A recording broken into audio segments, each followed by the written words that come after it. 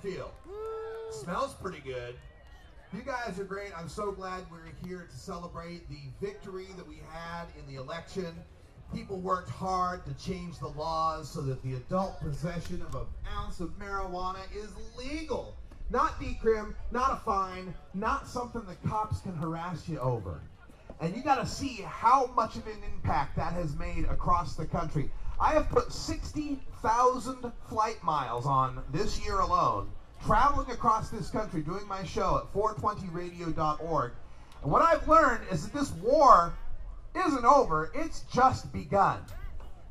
And when we're in a fight against prohibition and against a government that has lied to us and against the police and the DEA that have spied on us and have kept us down and taken our children and shot our dogs and taken our homes and our money and put us in cages for profit, then it's not time to rest.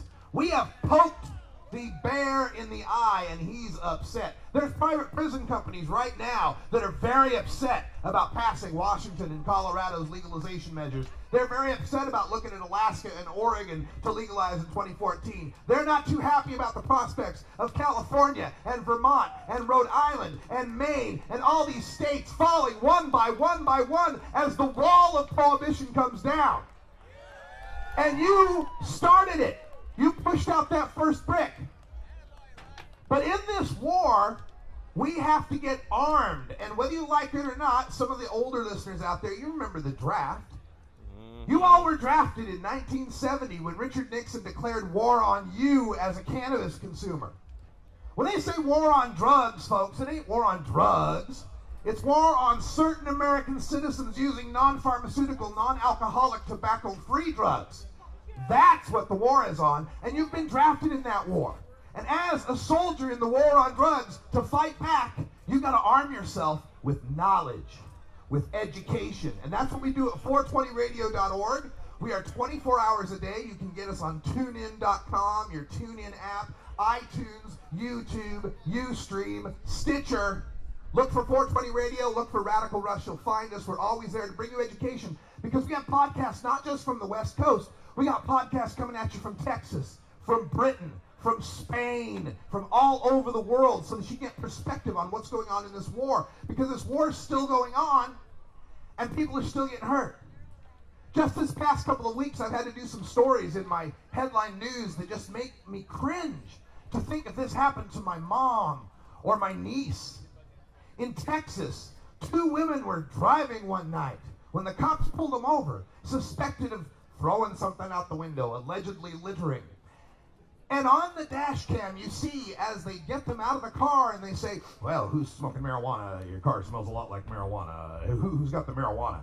Neither one of them are like, well, we don't smoke pot. This is our friend, my boyfriend's car. We just borrowed it. We don't know what's going on.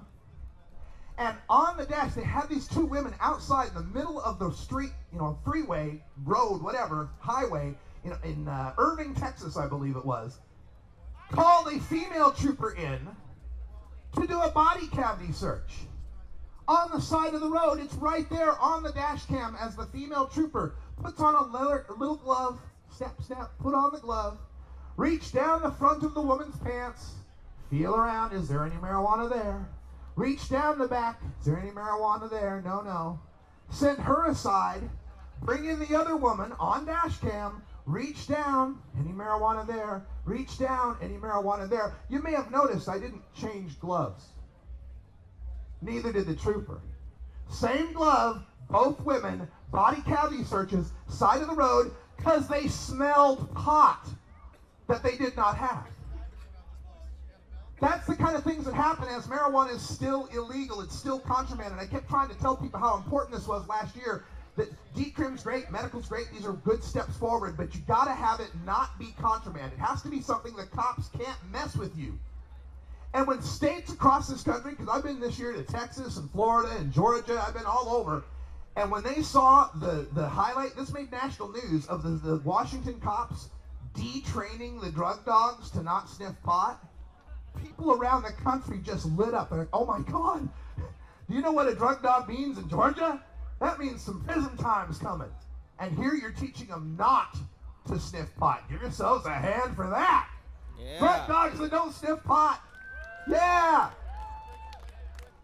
And the war is still going on in the case of Child Protective Services.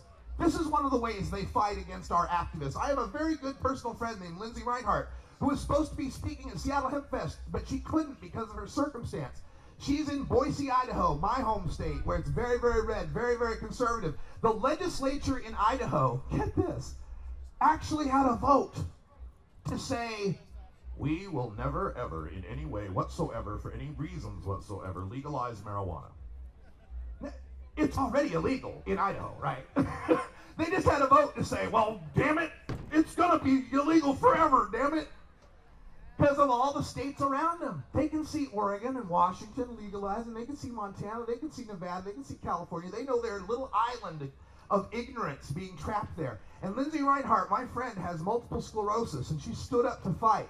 And she stood up to petition with the Idaho Medical Choice Act to get signatures, to get medical marijuana in Idaho. So what did they do? They manufactured a reason for the cops to come over, to come in for a well child visit, and to take her children away, ages 6 and 10. She was in the wilderness in Idaho at the time. She couldn't get the text messages of the babysitter frantically saying, oh my God, the cops are here, they're taking your kids. She comes out of the mountains to get these text messages. Your kids are being taken away by the police. And they have effectively forced her to move out of Idaho into Oregon, where she can treat her multiple sclerosis, where she's not a criminal for being sick and trying to use the best herbal, the best medication, forget about herbal, best medication she can find. This is the war that's still going on. So don't relax that, oh man, I can smoke now, it's all legal. That just means we just started, people. This is just the beginning. We've got to take this wave of legalization. We've got to spread it south to Oregon in 2014. I ain't waiting until 2016. We got to bring it to California in 2016. We got to spread it westward, eastward. We got to take it through all of the United States so all of our brothers and sisters can be free, so that nobody is ever persecuted for growing, selling, or using marijuana ever again in the United States. And our grandchildren look back at this era and they go, what? You used to do what to people who used cannabis? Yeah. Can you see that future? Yeah. Do you want that for your grandchildren? Yeah. Then keep doing what you're doing. Keep celebrating. Keep standing strong. Keep using cannabis. Don't be ashamed of it. Don't let anyone put you down. Find some activists that are doing good work and get them some money. They can really use some help. And I'll give you one last thing to educate yourself. Is I've got some great friends I'm working with the National Cannabis Coalition, and they've got some great knowledge, great writers, Doug Fine, myself, Anthony Johnson, daily bringing you the stories and the education you need. You can get on your cell phones and just text NCC, like National Cannabis Coalition, NCC, to 420-420. You can remember that, right? 420-420. NCC to 420-420. They'll get you signed up for the newsletter. You'll get my Radical Rants, my twice weekly column, where we tear apart the prohibitionists. We give you the facts to end the drug war, and we throw these prohibitionist bastards out of office and get ourselves some freedom for this whole country. Are you with me on that? Yeah. All right, thank you so much. I'm Radical Russ, 420radio.org. Yeah. Thank you, Radical Russ.